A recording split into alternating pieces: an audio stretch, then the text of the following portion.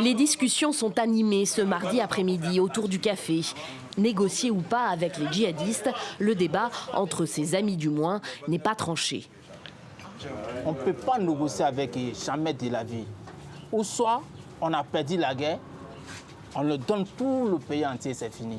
Ils vont imposer les lois, c'est fini. Ou soit on les combat, pas de négociation. Moi je pense que si c'est des Maliens, on peut négocier avec des Maliens. Mais il faut qu'ils déposent d'abord les armes pour qu'on puisse négocier. Les négociations auront finalement bien lieu. Et c'est cet homme qui a été officiellement mandaté au nom du Haut Conseil islamique pour les mener.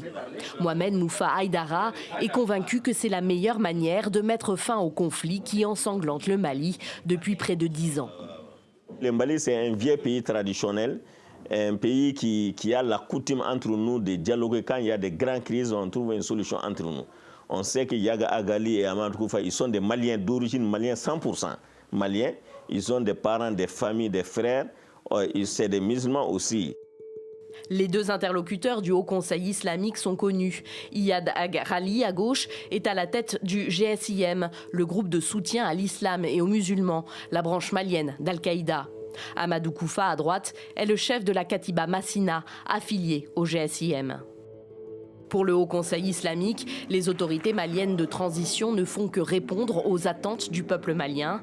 Des attentes qu'il a à maintes reprises exprimées, notamment en 2019, lors du dialogue inclusif national, organisé sous l'égide de l'ancien président Ibrahim Boubacar Keïta.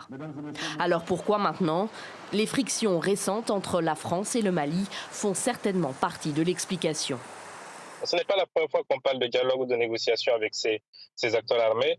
Ils ont déjà fait savoir par le passé, via des canaux officiels et officieux, que l'une des conditions fondamentales pour ouvrir le dialogue et la négociation avec le gouvernement malien, c'était le départ de la France, ce qui semble quelque part s'amorcer avec du moins le retrait ou le redéploiement de l'opération Barkhane.